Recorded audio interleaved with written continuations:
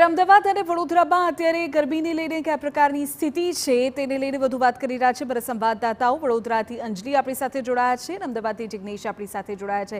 જિગ્નેશ, જે પ્રકારની સ્થિતિ છે, એલર્ટ ખાસ તો આપી દેવામાં આવ્યું છે હીટવેવ અને ભારે ગરમી ને લઈને 9 શહેરોમાં તેનો પારો જોવા મળશે। ત્યારે અમદાવાદની જો વાત કરવામાં આવે તો અમદાવાદમાં પારો અત્યારે શું કહી રહ્યો છે, કયા પ્રકારની સ્થિતિ જોવા મળી શકે?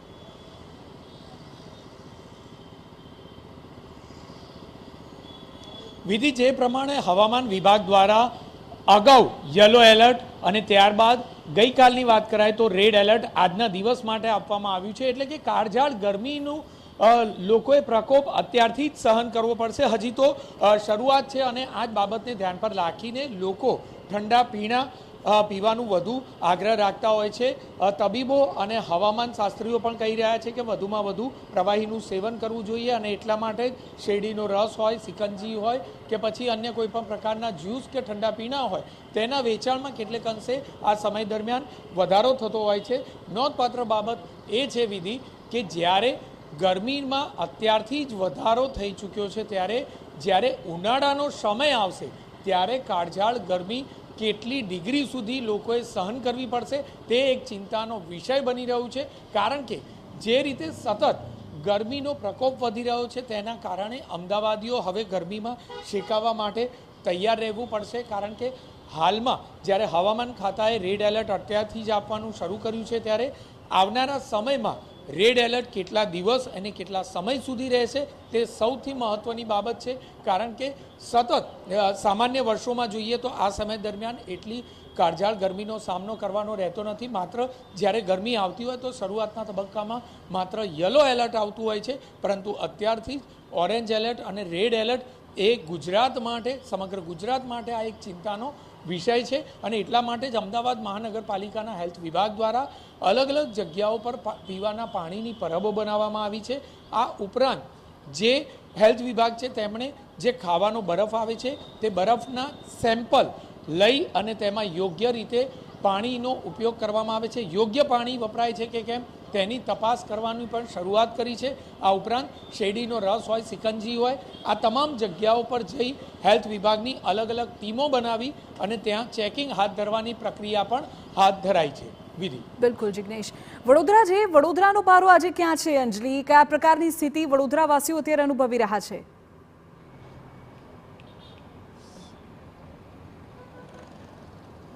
વિધિ, હું અત્યારે એ રસ્તા પર હાજર છું કે જ્યાં આગળ 24 કલાક ટ્રાફિક ધમધમતો હોય છે, પરંતુ જે રીતે હવામાન વિભાગ દ્વારા આગાહી આપવામાં આવી છે વડોદરા શહેર માટે આજે જ્યારે યલો એલર્ટ આપવામાં આવ્યું છે, ત્યારે વડોદરા શહેરમાં જે ટ્રાફિકવાળા વિસ્તારો હતા તે વિસ્તારોમાં હવે ટ્રાફિક ઓછો થતો તેવા દ્રશ્યો જોવા મળી રહ્યા છે। લોકો જો ઘરની બહાર નીકળે તો માથા પર ટોપી અને મહિલાઓ માથું અને મોઢું ઢાંકીને બહાર નીકળી રહી છે। જે રીતે વાત કરીએ કે હજુ તો સામાન્ય રીતે હોળી બાદ તડકો અને ગરમી પડતા હોય છે, પરંતુ આ વર્ષે હોળી પહેલા જ જે રીતે ગરમી પોતાનો પ્રકોપ બતાવી રહી છે, એક વખત આપણે દ્રશ્ય બતાવવાનો પ્રયત્ન કરીશું કે આ સયાજગંજથી કાલાઘોડા વિસ્તારનો રોડ છે, જ્યાં આગળ ડામર પીગળવાની શરૂઆત થઈ ચૂકી છે।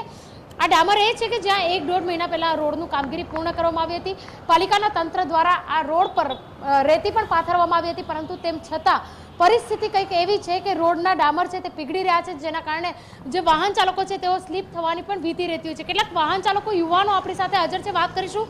જે રીતે ગરમી વધી રહી છે, હવામાન વિભાગ દ્વારા એલર્ટ જાહેર કરવામાં આવ્યું છે, ડામર 1 મહિના પહેલા રોડ બનાવ્યો, પીગળી રહ્યો છે, કેટલી ડર લાગી રહ્યો છે અહીંયાથી વાહન ચલાવતા? અહીંયા આ યુનિવર્સિટીનો MS યુનિવર્સિટીની બહારનો આ રોડ છે। તમે અત્યારે જોશો કે વિદ્યાર્થીઓ એક્ઝામ પણ ચાલુ છે ને રોજ અહીંયાથી અવર જવર માટે વિદ્યાર્થીઓ આવતા રહેતા હોય છે, પણ તમે જોશો કે હજુ શરૂઆત જ થઈ છે ગરમીની અને રોડ રસ્તા છે જે પીગળવાનો ચાલુ થઈ ગયા છે। એટલે આ કહી શકાય છે કે કોર્પોરેશન જે પ્રકારનું એ કામગીરી કરી રહી છે એ તદ્દન તકલાદી તરીકેનું આપણે કહી શકાય, કારણ કે સાથે સાથે જે મટીરિયલ અને અહીંયા એક્સકેવેશન થઈને કામ થવું જોઈએ એ થયું નથી। અત્યારે કહે છે કે ગરમી હોય એટલે રોડ પીગળતા હોય છે, પણ કેમ હાઈવેના રોડ નથી પીગળતા? કેમ કે અહીંયા સસ્તી ક્વોલિટીનું તમે મટીરિયલ યુઝ કરો છો, બહારના તમે રોડ જોઈને જોશો એ છે। એટલે આવા બધા ઘણા બધા વસ્તુ। બિલકુલ નિખિલ, પરીક્ષાનો સમય છે, યુનિવર્સિટીની પરીક્ષાઓ સમય આવી રહ્યો છે, જે રીતે હવામાન વિભાગ દ્વારા ઓરેન્જ, રેડ અને યલો એલર્ટ જાહેર કરવામાં આવે છે, પરીક્ષાના સમયમાં કોઈ ફેરફાર કરવો જોઈએ એવું આપને લાગી રહ્યું છે? બિલકુલ સાચી વાત છે કે પરીક્ષાના સમયમાં વિદ્યાર્થીઓ જ્યારે મહેનત કરીને પરીક્ષા આપવા માટે આવતા હોય છે, પરંતુ જ્યારે હવામાન ખાતું જ આવી આગાહી કરતી હોય ઓરેન્જ, રેડ અને તો જ્યારે આવું વિદ્યાર્થીઓ માટે અઘરી પરિસ્થિતિ હોય તો એવા સમયે પરીક્ષાનો સમય પણ ફેરફાર કરવો જોઈએ, જેથી કરીને વિદ્યાર્થીઓને આટલા તાપમાં આટલી ગરમીમાં કોઈ મુશ્કેલી ના પડે. બિલકુલ કોઈ પણ પ્રકારની મુશ્કેલી ના પડે તેવું જણાવી રહ્યા છે. બીજી તરફ જો વાત કરીએ તો વડોદરા શહેરનું અત્યારે એકચ્યુઅલ ફીલ માટેનું જે ટેમ્પરેચર કહીએ તો 41 ડિગ્રી જેવું લાગી રહ્યું છે, પરંતુ હવામાન વિભાગ દ્વારા આજે તાપમાન 40 ડિગ્રીને પાર પહોંચે તે પ્રકારની આગાહી કરવામાં આવી છે. હવે તંત્ર દ્વારા જે રીતે અમદાવાદમાં જે રીતે પાણીના પરબ સહિતની જે વાત કરવામાં આવી હતી, હવે વડોદરા શહેરમાં આ માટેનું ક્યારે આયોજન કરવામાં આવે છે તે પણ જોવું તેટલું જ મહત્વનું છે, કારણ કે વડોદરા શહેરમાં પણ ગરમીનો પારો શરૂઆત થઈ ગઈ છે. એસએસજી વિભાગ દ્વારા બિલકુલ એસએસજી હોસ્પિટલ હરીન સાથે જોડાય. હરીન, અમદાવાદમાં તો સિઝનની શરૂઆતની સાથે જ રેડ એલર્ટ આવી ગયું છે. અમદાવાદીઓ અત્યારે આકરા ઉનાળાનો અહેસાસ સિઝનની શરૂઆતમાં કરી રહ્યા છે. હવામાન વિભાગનું અનુમાન શું છે આગામી દિવસોને લઈને?